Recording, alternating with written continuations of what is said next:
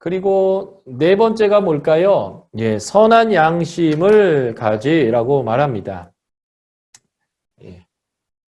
세례받은 게 바로 이 선한 양심으로 살겠다라고 하는 선택이니까 말이죠. 그래서 내가 항상 선함을 추구해야 되고 선한 양심을 가지고 깨끗함을 추구해야 돼요. 깨끗함.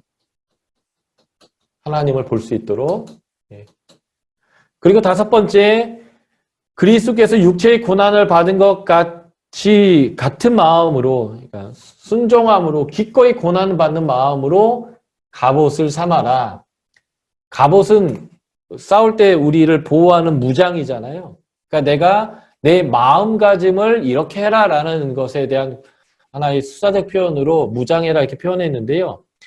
순종을 통해서 나는 고난을 받는 게 당연한 거니까 나는 고난을 선택하겠다라는 마음의 태도를 가지라는 거예요.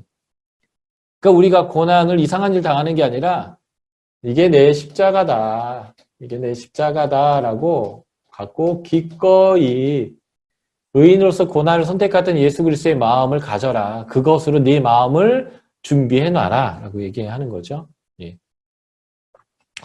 그래서 예수님은 겟세마네 동산에서 자신이 져야 될 십자가의 이 잔이 너무 고통스럽고 힘들어서 씨름하고 기도했지만 아버지의 원대로 되기를 원합니다. 라고 했는데 이게 바로 갑옷으로 삼아서 무장됐던 예수님이 하셨던 기도다. 라고 보시면 되겠습니다. 여섯 번째, 시험, 연단하려고 오는 불시험을 이상한 일 당하는 것으로 여기지 말아야 됩니다. 올 것이 왔구나 라고 받아들이시면 되겠고요. 일곱 번째, 그리스도의 고난에 참여하는 것으로 즐거워하십시오. 즐거워하십시오. 야고보서에도 나오죠. 시험이 오거든 온전히 기뻐하라. 여러 가지 시험이 너에게 오거든 기뻐해라. 또 여덟 번째, 그리스도의 이름으로 치욕을 당해라. 죄를 짓고 잘못을 행해서 치욕을 당하는 게 아니고요. 예수 그리스도의 이름으로 치욕을 당하라 라고 말하고 있습니다. 그러니까 예수를 믿는다라는 것 자체가 사람들에게 오해가 되더라도 그것으로 인하여 치욕이 있다면 당해라 라는 거죠. 살인이나 도적질이나 악행이나 남의 일을 간섭하는 자로 고난받지 마라. 16절, 그리스도인으로 고난을 받으면 부끄러워하지 말고 도리어 그 이름으로 하나님께 영광을 돌려라. 이게 팔복에 나오는 내용 그대로죠. 하나님 뜻대로 고난을 받는 자들은 선을 행하는 가운데 그 영혼을 창조주께 의탁해라. 예. 앞부분에서는 우리를 고난 주는 사람에 대한 심판을 하나님께 맡기는 주권이었죠. 이 뒷부분에서는 고난 가운데서도 하나님이 나를 책임져 줄 것을 믿고 의탁해라 라는 거예요. 결국 하나님이 주인인 사람들만이 행할 수 있는 모습이다라고 볼 수 있겠습니다. 자, 고난 가운데 그래서 어떤 선을 행해야 할까요? 고난 가운데 행할 수 있는 선의 내용들을 지금 표현해 주고 있는데요. 6가지죠. 고난 가운데 선한 삶이란 정신을 차리고 근신하여 기도하는 것입니다. 결국 기도가 동력이죠. 우리가 선한 삶을 살 수 있는 동력은 기도입니다. 다시 말해서 하나님과의 친밀함. 그래서 그분으로부터 오는 능력으로, 그분으로부터 오는 안정감으로 우리가 이 선한 삶을 살 수 있어요. 그래서 기도하는 사람이 보여야 될 태도가 뜨겁게 사랑하는 거고요. 대접하기를 원망 없이 하는 겁니다. 하스피탈리티라고 하죠. 손대접. 이 손대접을 잘하는 거 이게 참 귀한 선행이고요. 그래서 오늘 제가 여러분들에게 하나의 적용점을 드리는 게 바로 이런 하스피탈리티예요. 누군가 어려워하고 아파하고 힘들어하고 있다면 여러분들을 통해서 한번 웃게 해주시고 마음의 평안을 얻게 하십시오. 사랑함으로 대접하십시오. 은사를 받은 대로 하나님 여러 가지 은혜를 맡은 선한 청지기 같이 봉사하십시오. 하나님의 청지기로서 봉사하시고요. 누가 말하려면 하나님의 말씀하는 것 같이 하고 누가 봉사하려면 하나님이 공급하는 힘으로 하십시오. 내가 하는 말이 하나님의 말이 되게 하십시오. 내가 하는 봉사는 하나님이 하시는 것처럼 해야 한다라는 거예요. 그래서 아까 제가 기도를 강조했던 것이 이것과 연관되어 있습니다. 하나님과 친밀하고요. 하나님의 능력으로 동력이 되는 사람들은요. 그가 하는 말 자체가 하나님이 하는 말이 되는 거고요. 그가 하는 일 자체가 하나님이 하시는 일이 되는 것이다 라고 볼 수 있겠습니다.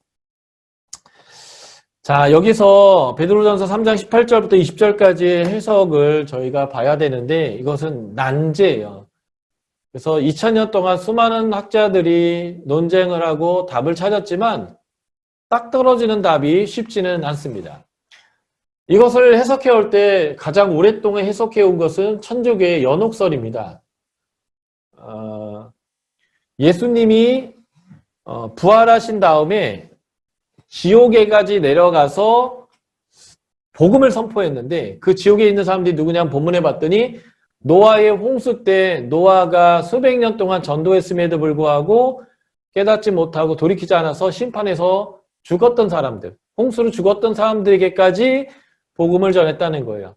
그러니까 이게 뭐냐면 사후에 구원이 가능하다 이런 거예요. 그래서 이 사후에 구원이 가능하다 보니까 후손들이 구제를 많이 하면 그 천국과 지옥 사이에 연옥에 있었던 사람들이 천국에 갈 수 있다. 이렇게 해가지고 이제 면죄부를 팔기 시작하면서 사제들이 돈을 이제 긁어 모으는 이런 잘못을 저질렀잖아요. 예. 연옥설과 연관돼 있거나 또는 지옥 가도 예, 모든 사람들을 하나님께서 구원하셨다, 구원시킨다라는 보편적 구원설과 연결돼서 된 해석인데 개신교는 이 해석을 예, 따르지 않습니다. 이런 근거 구절이 될 수 있는 베드로 전서의 말씀이 있긴 하지만 다른 성경에 보면 지옥에 간 사람들이 구원받을 수 있는 방법이 없다라고 하는 것들이 나와 있기 때문에 그렇죠. 그래서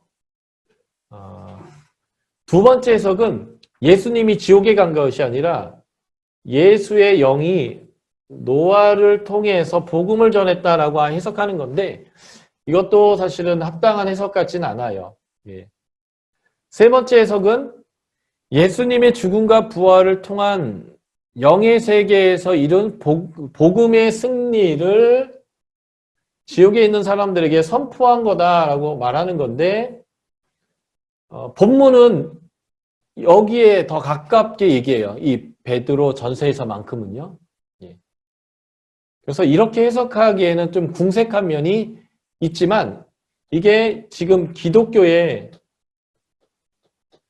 구원론하고 가장 맞는 해석이긴 해요. 문장적으로는 여기에 맞는 해석이고 베드로전서의 문장적 해석은 여기에 있고 기독교 진리와의 조화로는 여기에 있게 되는데 그래서 난제인 것은 사실입니다.